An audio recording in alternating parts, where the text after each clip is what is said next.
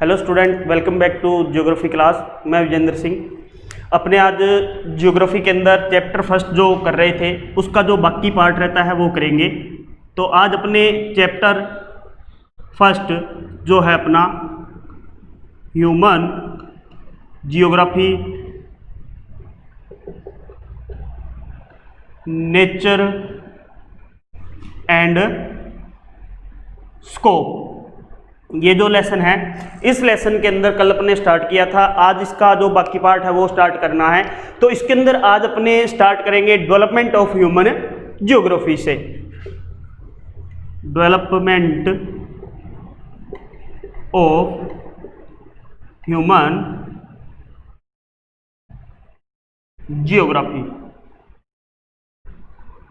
तो देखिए, कोई भी जो सब्जेक्ट होता है उस सब्जेक्ट का जब डेवलपमेंट होता है तो उसमें काफ़ी समय लगता है। ऐसा ही अपने जो ह्यूमन जियोग्राफी है इसके अंदर भी क्या हुआ, जो इसका डेवलपमेंट हुआ उसका बहुत ज़्यादा जो टाइम पीरियड है वो लगा।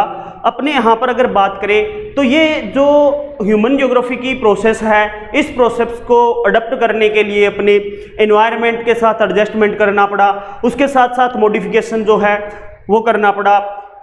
तो वो धीरे धीरे जो मॉडिफिकेशन है या अपने इन्वायरमेंट के साथ में जो एडजस्टमेंट हुआ है वो मनुष्य ने अपने करना स्टार्ट कैसे किया। जैसे ही अर्थ के ऊपर मनुष्य ने ओरिजिन किया, यानी उसका जो जन्म हुआ, अभ्युदय हुआ, उस ओरिजिन के साथ ही ह्यूमन ने डेवलपमेंट करना स्टार्ट कर लिया। और डेवलपमेंट अपना जो किया वो एनवायरमेंट के साथ में एडजस्टमेंट करते हुए इसने किया, अर्थ के ऊपर जो है रिसाइड करने लगा। तो अपने जो डेवलपमेंट है ह्यूमन जियोग्राफी का, इसको 3 एराज के अंदर बांटकर स्टडी करते हैं। 3 एराज में डिवाइड करके इसकी जो है वो अपने स्टडी की जाती है। तो अपने सबसे पहले जो एरा आता है वो आता है एनिशिएंट एरा। एनिशिएंट एरा यानी जैसे नाम से ही पता चल रहा है, एनिशिएंट का मतलब हो गया प्राचीन। यानी ये उस समय की बात है जब सिर्फ नेचर का प्रभाव जो था वो ह्यूमन लाइफ के ऊपर था, और उस समय जो है इसका ह्यूमन जियोग्राफी का जो डेवलपमेंट है वो किस प्रकार का हुआ। तो देखिए यहाँ पर एंशिएंट एरा की बात आती है तो इस समय जो इंटरएक्शन थे,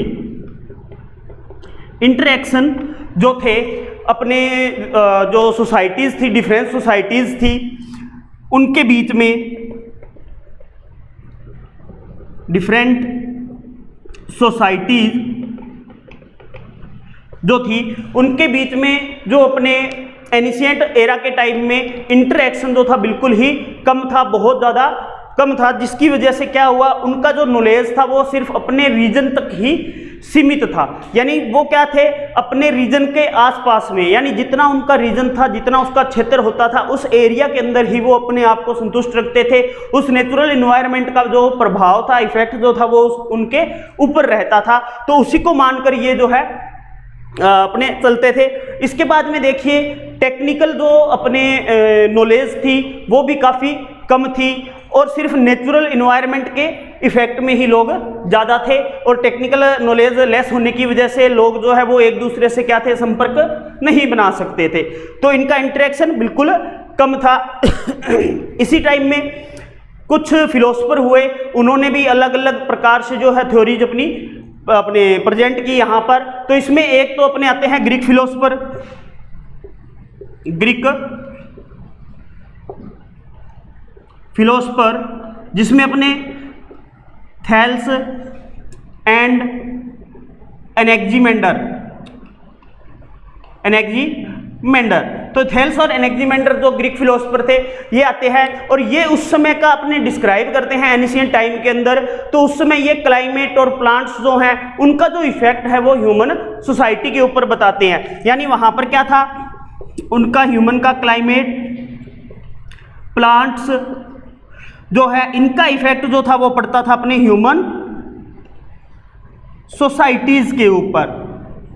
तो ह्यूमन सोसाइटी जो थी वो क्या थी, इनके इफेक्ट में आती थी इन्वायरमेंट के, जिसकी वजह से इसका जो इफेक्ट है वो इनके ऊपर पड़ने लग गया। इसी प्रकार आगे अपने अरिस्टोटल आते हैं। अरिस्टोटल जो है वो आते हैं अरिस्टोटल। तो अरिस्टोटल जो हैं ये देखिए क्या कहते हैं, उस एंशिएंट टाइम के अंदर अरिस्टोटल ये बात बोलते हैं भी अपने अगर बात की जाए तो जो कोल्ड रीजन के पीपल हैं, कोल्ड रीजन के पीपल हैं वो क्या होते हैं, ब्रेव होते हैं, ब्रेव होते हैं, बहादुर होते हैं, लेकिन थिंकिंग के अंदर, थिंकिंग में क्या होते हैं, ये डल होते हैं। यानी वैसे तो ये क्या है, जो कोल्ड रीजन के अंदर अपने रह रहे हैं, रिसाइड कर रहे हैं पीपल, वो क्या होंगे, ब्रेव होंगे, लेकिन उनकी जो थिंकिंग है, सोचने की जो शक्ति है वो क्या है, बहुत ही ज्यादा डल होगी, जिसकी वजह से अपने ये कह सकते हैं कोल्ड रीजन के जो व्यक्ति हैं वो बहादुर क्यों होते हैं, कारण क्या है। देखिए वहां का जो क्लाइमेट है वो क्या है, काफी हार्श होता है, बहुत कठोर क्लाइमेट होता है, ठंड रहती है तो वहां पर, तो उस वजह से बर्फीली आंधियां वगैरह चलती हैं, तो उस वजह से उनको क्या है, एक बहुत ही हार्श क्लाइमेट का, कठिन जो क्लाइमेट है उनका, उसका क्या है सामना करना पड़ता है, जिसकी वजह से वो क्या है बहुत ज़्यादा बहादुर होते हैं और थिंकिंग में कम होते हैं। इसके अपोजिट इन्होंने कहा भी जो एशिया के पीपल हैं, एशिया के पीपल हैं वो क्या है, थोड़े सुस्त होते हैं, अपने आलसी होते हैं। तो एशिया के जो पीपल है वो क्या है, थोड़े डल होते हैं, यानी आलसी, अपने आलसी होते हैं और आलस के अंदर ही रहते हैं, लेकिन ये क्या है, कॉन्टेम्पटेरी होते हैं, कॉन्टेम्पटेरी होते हैं, यानी चिंतनशील बहुत होते हैं, यानी सोचते बहुत ज्यादा है। वैसे तो ये क्या है, सुस्त होते हैं और बहुत ज़्यादा इतने बहादुर नहीं होते, सुस्ताते रहते हैं। तो उस प्रकार से इन्होंने कहा भी, जो एरिस्टोटल ने भी, एशिया के जो लोग हैं वो क्या है, बहुत ज़्यादा सुस्त हैं, लेकिन थिंकिंग के अंदर क्या है, बहुत ज़्यादा सोचते रहते हैं। इसके बाद अपने बात आती है, इसके बाद अपने एरिस्टोटल के बाद में एनिशिएंट टाइम के अंदर ही हिकेटियस की,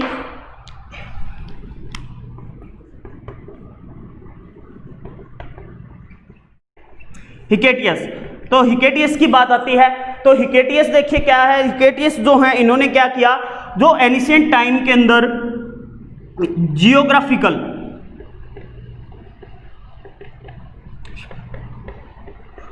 नॉलेज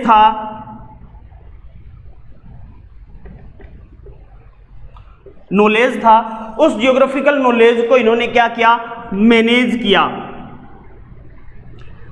किया और मैनेज कर कर उसे जियोग्राफी का रूप दिया। इसलिए हिकेटियस को फादर ऑफ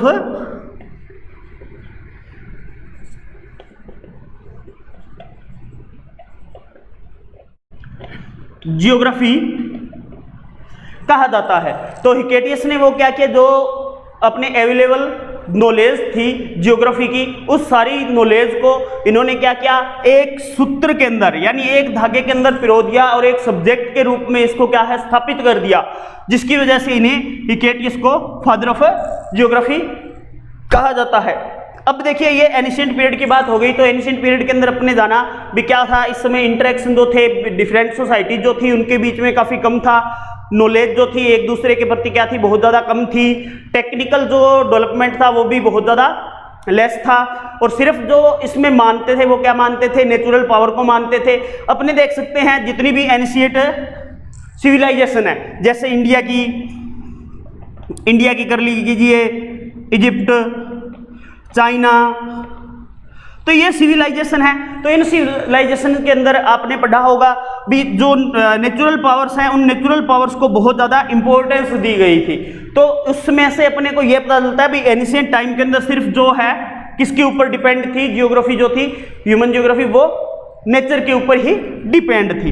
अब आगे आता है अपने इसी के अंदर मेडिवल पीरियड।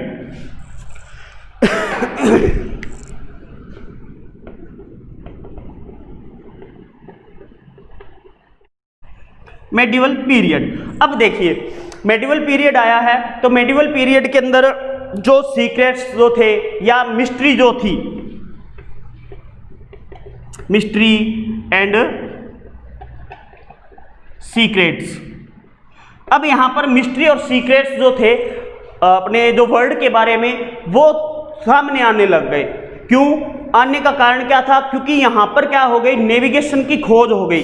तो नेविगेशन की खोज होने के बाद में, नेविगेशन की नॉलेज प्राप्त होने के बाद में, जो मिस्ट्री थी सारे वर्ल्ड के बारे में, या जो सीक्रेट्स थे सारे वर्ल्ड के बारे में, उनके बारे में अपने यहाँ पर क्या है, रहस्य खुलने लग गए। और नेविगेशन के कारण क्या हुआ, ट्रेड वगैरह जो है वो भी बढ़ गया, एक दूसरे कंट्रीज के अंदर लोग जाने लग गए, जिससे क्या हुआ, एक दूसरी कंट्री के बारे में उन्हें पता लगने लग गया। इसके अलावा कॉलोनाइजेशन जो था वो भी बढ़ गया था, उपनिवेशीकरण जो है अपने वो बढ़ गया था। तो उसकी वजह से मिडवेडिक पीरियड के अंदर अपने लोग जो है वो ह्यूमन ज्योग्राफी के बारे में जानने लग गए थे। और इन्वेंशन वगैरह जो है, डिस्कवरीज वगैरह जो है वो भी इस मिडवेडिक पीरियड के अंदर हुई थी, जिसकी वजह से लोगों का जो ज्ञान है वो ज्ञान बढ़ने लग गया था। तो इस प्रकार से मिडवेडिक पीरियड के अंदर मिस्ट्री और सीक्रेट्स खुले, और जो नेविगेशन की डिस्कवरी हुई उसकी वजह से लोग एक दूसरे के संपर्क में आने लग गए।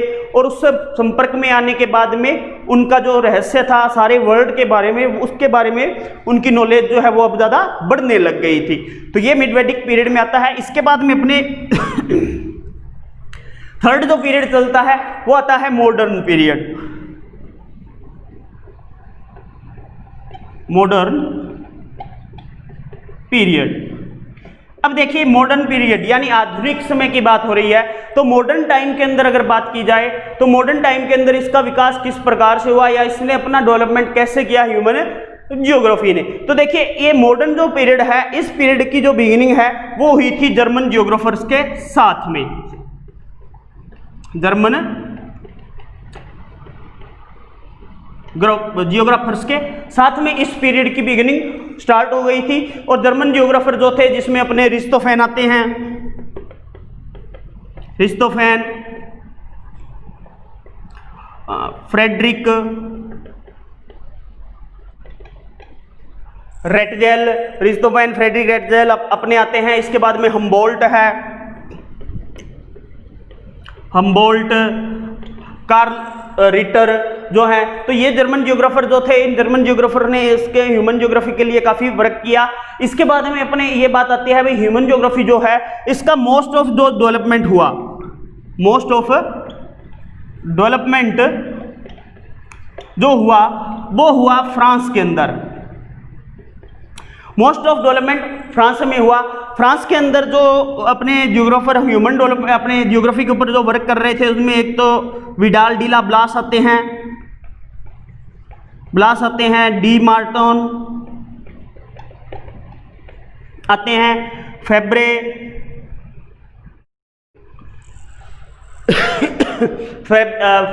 फेब्रे जो है ये आते हैं। तो इन्होंने बहुत सारे वर्क किया ह्यूमन ज्योग्राफी के ऊपर, और मैनी बुक्स जो थी उनको लिखा था, मैनी बुक्स जो थी उनको लिखा ह्यूमन ज्योग्राफी के ऊपर। तो मोस्ट ऑफ डेवलपमेंट जो हुआ फ्रांस का, अपने ह्यूमन ज्योग्राफी का, वो फ्रांस में हुआ।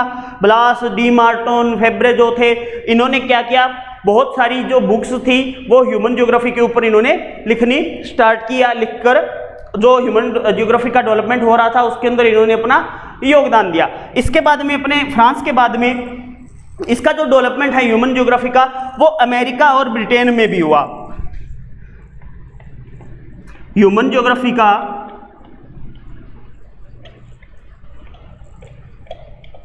डेवलपमेंट रैपिडली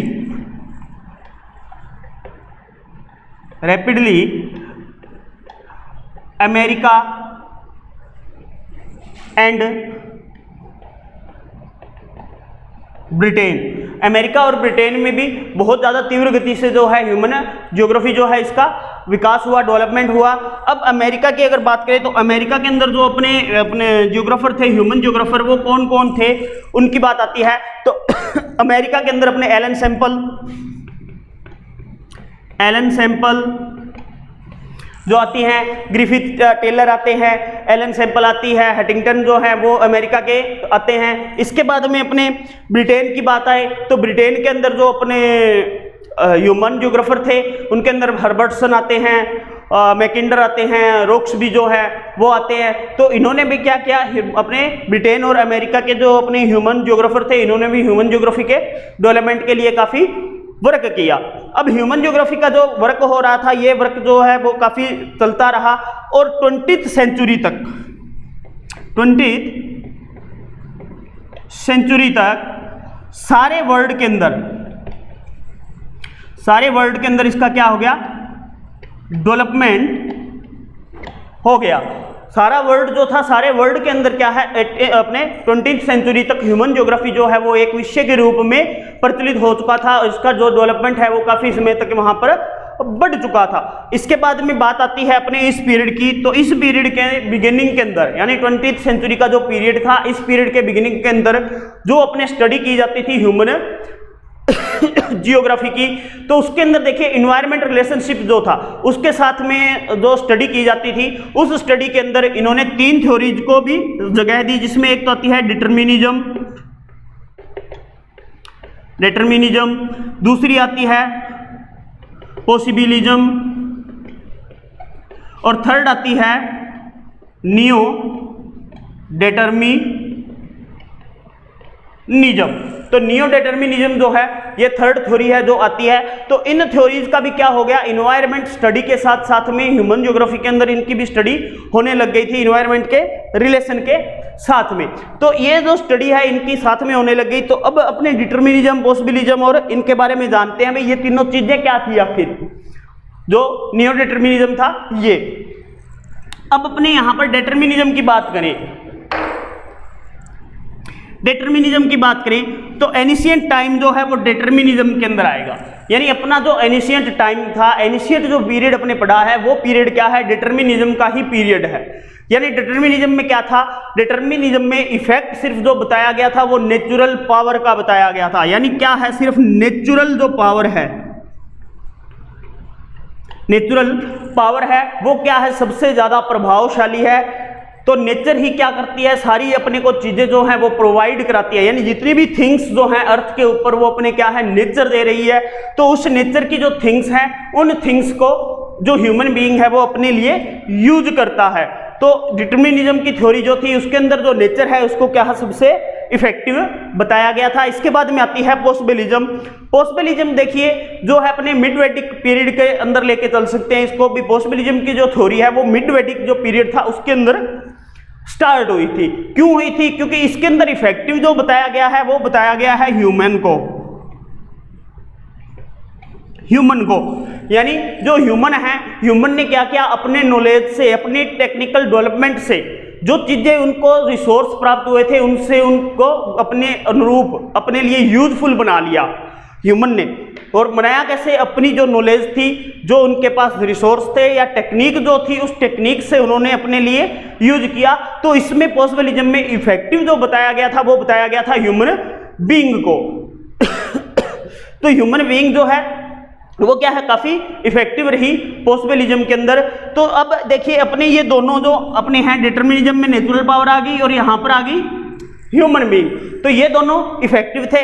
पॉसिबिलिज्म में ह्यूमन बीइंग जो है वो इफेक्टिव रही और डिटरमिनिज्म में नेचुरल पावर्स जो है वो इफेक्टिव रही। यानी इन दोनों का प्रभाव अलग अलग रूप में यहां पर थ्योरी के अंदर आया। पॉसिबिलिज्म वाले तो ये कहते थे भाई जो भी चीजें बनाई हैं वो किसने बनाई है, ह्यूमन ने बनाई है। लेकिन ये डिटरमिनिज्म वाले क्या मानते थे, ये कहते थे भाई ह्यूमन ने कुछ नहीं किया, जो कुछ दिया है वो किसने दिया है, नेचुरल पावर ने दिया है। तो इसलिए नेचुरल पावर को वो क्या है, बहुत ज्यादा महत्व देते थे डिटरमिनिज्म में। और पॉसिबिलिज्म में किसे देते थे, ह्यूमन को महत्व देते थे, इंपॉर्टेंस देते थे। इसके बाद में तीसरी जो आती है वो अपनी आती है नियो डिटरमिनिज्म। तो नियो डिटरमिनिज्म जो है ये एक कॉन्सेप्ट जो है वो है जो 21वीं सदी में यानी 21st सेंचुरी में ये जो कॉन्सेप्ट है वो सामने आया।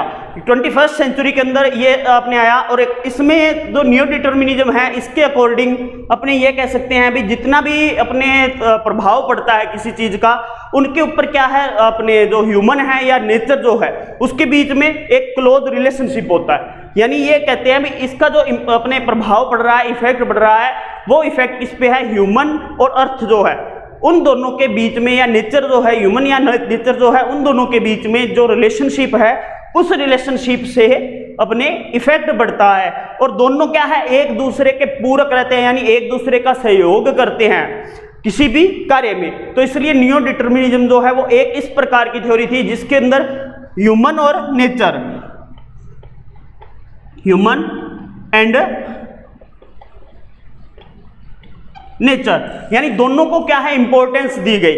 इन्होंने कहा भी ना तो नेचर शक्तिशाली है ना ह्यूमन शक्तिशाली है, यानी इन्होंने कहा भी कुछ चीजों में नेचर आगे है, कुछ चीजों में ह्यूमन आगे है। यानी नेचर ने चीजें दी लेकिन ह्यूमन ने अपने मेहनत से या अपनी नॉलेज से या अपने टेक्निकल डेवलपमेंट से उनको प्रयोग में लिया। जैसे अपनी कह सकते हैं अभी नेचर जैसे है, कोई माउंटेन एरिया है, नेचर ने तो ये बना दिया, इस पे चलना मुश्किल था, लेकिन क्या किया ह्यूमन ने अपनी नॉलेज से यहां पर क्या की सड़कें निकाल दी,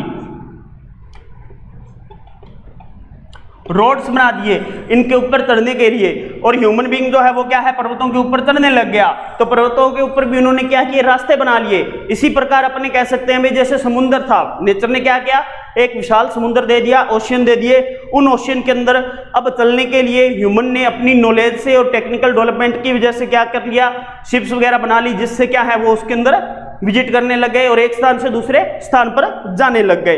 तो इस प्रकार से न्यू डिटर्मिनिज्म जो है वो कॉन्सेप्ट जो है वो डिटर्मिनिज्म और पॉसिबिलिज्म दोनों की जो बातें हैं, दोनों की बातों को मिलाकर चलने वाला एक कॉन्सेप्ट है। तो न्यू डिटर्मिनिज्म में क्या है नेचर और ह्यूमन जो है दोनों को इफेक्टिव बताया गया है, यानी दोनों के बीच में क्या है क्लोज रिलेशनशिप होता है, जिसकी वजह से मनुष्य जो है वो आगे चलता रहता है। इस थिंकिंग को, यानी ये जो लाइन ऑफ थिंकिंग है, लाइन ऑफ थिंकिंग जो है, इस लाइन ऑफ थिंकिंग को स्टॉप एंड गो बोलते हैं। स्टॉप एंड गो, यानी इसे स्टॉप एंड गो कहा जाता है, रुको और जाओ। अब ये लाइन ऑफ थिंकिंग है, इस कॉन्सेप्ट को लाइन ऑफ थिंकिंग की जो ये कॉन्सेप्ट थी न्यू डिटर्मिनिज्म की स्टॉप एंड गो वाली, इस कॉन्सेप्ट को जिसने दिया या जिसने प्रेजेंट किया उसका नाम था ग्रिफिथ टेलर।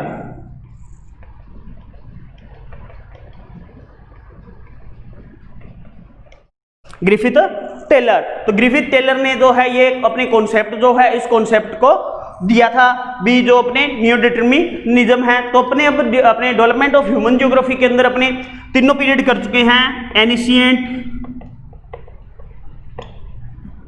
मेडिवल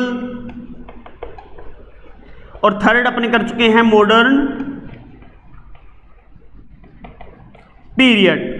तो मेडिवल, एनिशिएंट और मॉडर्न पीरियड, ये तीनों पीरियड जो है अपने क्लियर हो चुके हैं यहाँ पर। तो एनिशिएंट पीरियड के अंदर अपने जान लिया भी जो है नेचर जो है इसको इफेक्ट बताया गया, यहाँ पर मिस्ट्री वगैरह या सीक्रेट जो थे सारे वर्ल्ड के बारे में वो क्या है खुलने लग गए थे। मॉडर्न पीरियड के अंदर ह्यूमन ज्योग्राफी जो है उसका डेवलपमेंट काफी तेज गति से होने लग गया था। अब अगर आगे बात करें इसकी तो देखिए आगे बात आती है 1930 की, 1930 में। तो 1930 के अंदर जो ह्यूमन ज्योग्राफी है, जियोग्राफी जो है ये 2 पार्ट्स में डिवाइड हो गई थी। 2 पार्ट्स में डिवाइड हो गई थी, एक तो cultural geography and second economic geography.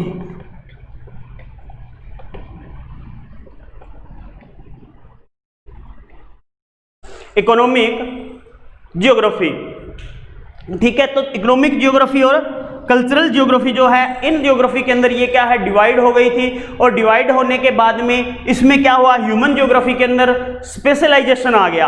Human geography में क्या हो गया,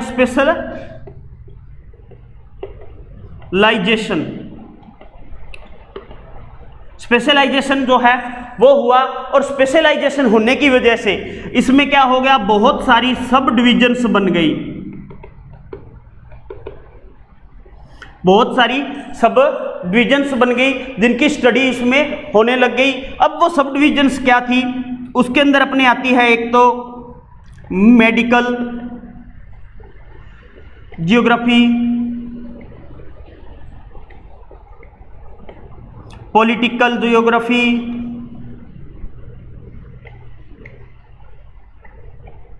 मिलिट्री जियोग्राफी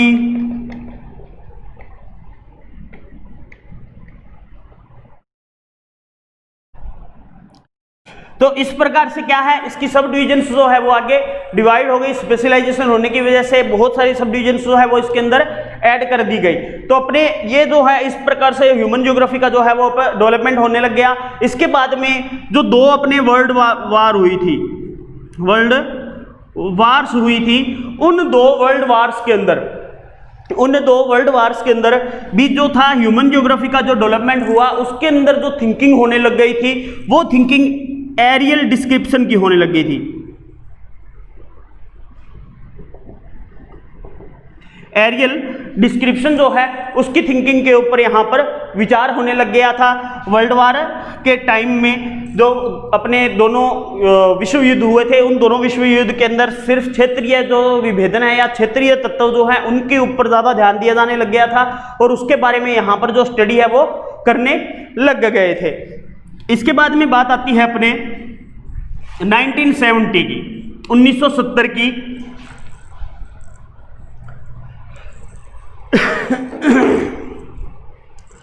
1970 की, तो 1970 के अंदर देखिए क्या हुआ।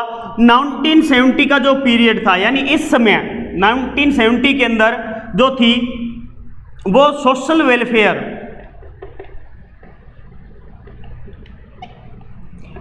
वेलफेयर की जो अप्रोच है, सोशल वेलफेयर की जो अप्रोच है वो अप्रोच यहाँ पर डेवलपमेंट हुई।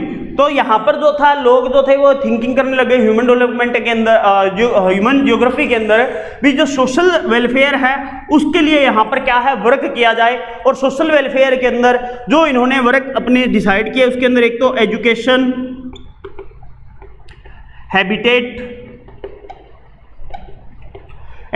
हैबिटेट्स, हेल्थ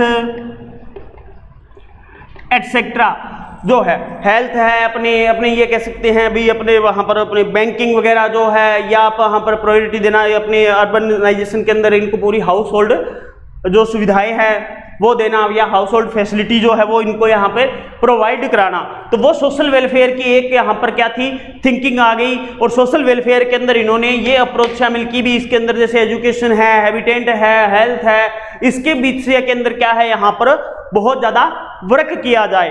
अब यहाँ पर ये बात आती है सोशल वेलफेयर की, तो सोशल वेलफेयर के बाद में इसके अंदर ये एक thinking I behaviourism.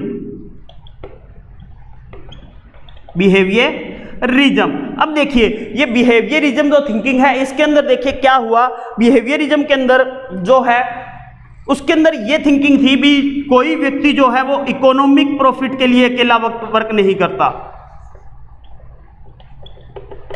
Economic profit के लिए वर्क नहीं करता, बल्कि वो जब अपना वर्क करता है तो उसके मेंटल मैप के अंदर कुछ जो भावनाएं हैं वो सोशल यानी जो समाज है अपना, उस समाज के लिए भी होती है, यानी सोशल सोसाइटीज के लिए भी वो क्या है वर्क कर रहा है। यहाँ पर अकेला वो क्या है सिर्फ इकोनॉमिक प्रॉफिट नहीं देखेगा अपना, यानी कोई भी वर्क करेगा, यानी मैन ऐसा कोई वर्क करेगा जिसके अंदर क्या है वो सिर्फ अपना इकोनॉमिक प्रॉफिट नहीं देखेगा, बल्कि उसके अंदर क्या है उसकी ये थिंकिंग भी रहेगी भी वो जो उसने वर्क किया है उस वर्क को अन्य लोगों के लिए भी यूज किया जाए, यानी दूसरे जो पीपल है वो भी क्या है इसे यूज कर सके। तो उस प्रकार की जो थिंकिंग है वो बिहेवियरिज्म आती है, यानी व्यवहारिक सिद्धांत के अंदर आती है। तो इस प्रकार से ये क्या है बिहेवियरिज्म की थ्योरी के अंदर इन्होंने इकोनॉमिक प्रॉफिट के वर्क के ऊपर कार्य किया। इस प्रकार से ये जो अपनी ज्योग्राफी है इसका लेसन अपने कंप्लीट होता है। तो आज जो है अपने टुडे टाइम, आज के टाइम यानी प्रेजेंट टाइम में, तो प्रेजेंट टाइम जो है, प्रेजेंट टाइम के अंदर ह्यूमन ज्योग्राफी जो है, ह्यूमन ज्योग्राफी जो है इसकी स्टडी होल वर्ल्ड के अंदर की जाती है। होल वर्ल्ड जो है उसके अंदर इसकी स्टडी जो है वो की जा रही है, क्योंकि प्रेजेंट टाइम के अंदर ह्यूमन ज्योग्राफी जो है इसका डेवलपमेंट बहुत हो चुका है और सारे वर्ल्ड के अंदर क्या है लोग जो है वो इसकी स्टडी करना चाहते हैं। क्योंकि देखिए दूसरे देशों के बारे में जो नॉलेज है वो अपने को ह्यूमन ज्योग्राफी से प्राप्त होगी, दूसरे क्षेत्रों के जो वर्क कर रहे हैं पीपल उनकी जो नॉलेज है वो अपने को ह्यूमन ज्योग्राफी से प्राप्त होगी। तो इसलिए क्या है अपनी जो ह्यूमन ज्योग्राफी है इसका आज जो प्रेजेंट टाइम चल रहा है, इस प्रेजेंट टाइम के अंदर होल वर्ल्ड में स्टडी की जा रही है। तो ये अपना जो लेसन है फर्स्ट चैप्टर ये अपना स्टूडेंट्स कंप्लीट होता है। अब इसके कुछ क्वेश्चन देख लेते हैं।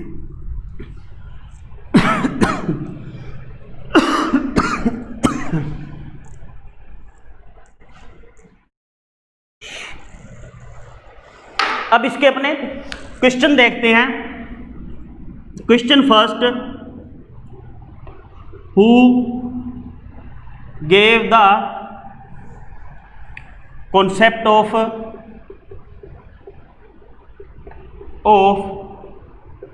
modern human geography? Modern human geography. Who gave the concept of modern human geography? यानी मॉडर्न जो ह्यूमन ज्योग्राफी है इसको अपने इस कॉन्सेप्ट को किसने दिया था, यानी कौन था वह व्यक्ति जिसने आधुनिक मानव भूगोल जो है इसको दिया या इसको प्रतिपादित किया। तो अपने पढ़ा था भी जो जिसने ये सिद्धांत दिया या अपने कह सकते हैं भी ये जो कॉन्सेप्ट दिया था भाई आधुनिक मानव भूगोल क्या है या मॉडर्न ह्यूमन ज्योग्राफी क्या है, वो थे Frederick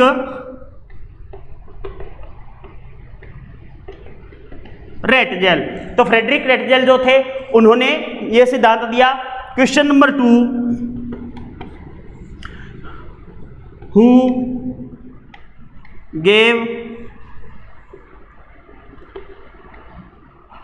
gave the laid off possibilism, यानी पॉसिबिलिज्म का जो सिद्धांत है वो किसने दिया? तो इसका आंसर आएगा अपने विडाल डी ला ब्लास। तो विडाल डी ला ब्लास जो थे इन्होंने क्या दिया? अपने लेड ऑफ पॉसिबिलिज्म, यानी पॉसिबिलिज्म की जो थिंकिंग है वो इन्होंने दी थी विडाल डी ला ब्लास ने। Question number 3, who was the staunch supporter of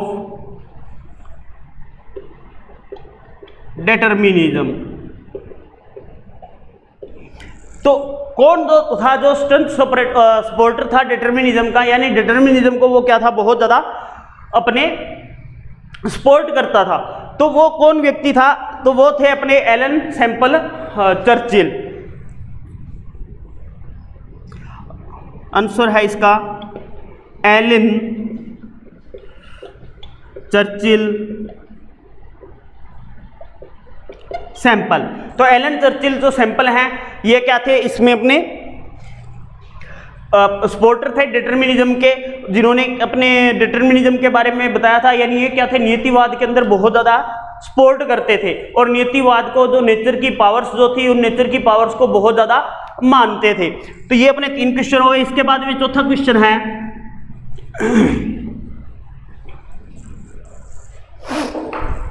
question number 4, who wrote the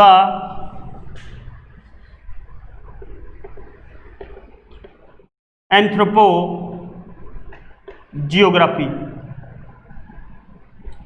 यानी एंथ्रोपोजियोग्राफी जो बुक है वो बुक किसने लिखी? कौन व्यक्ति था जिसने ये बुक लिखी? उसका नाम क्या था? उसका नाम था अपने Frederick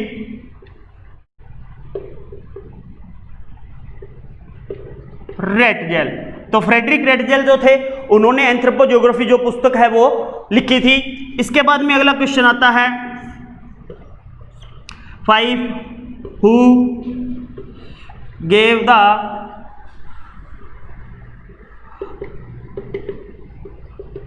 thinking of neo determinism. Neo determinism की जो थिंकिंग है वो किस व्यक्ति ने दी थी? तो यहां पर अपने अभी पढ़ा है भी जो नियो डिटर्मिनिज्म है इसकी थिंकिंग किस व्यक्ति ने दी थी? तो उसका नाम था ग्रिफिथ टेलर। तो ग्रिफिथ टेलर जो थे उन्होंने नियो डिटर्मिनिज्म की थिंकिंग जो है वो प्रोवाइड कराई थी अपने को। क्वेश्चन नंबर 6 आता है अपने हाउ मेनी सब राइट द नेम ऑफ 2 सब डिविजन्स ऑफ ह्यूमन ज्योग्राफी। तो ह्यूमन ज्योग्राफी की 2 सब डिविजन्स जो हैं उनका नेम बताइए। तो अपने ह्यूमन ज्योग्राफी जो है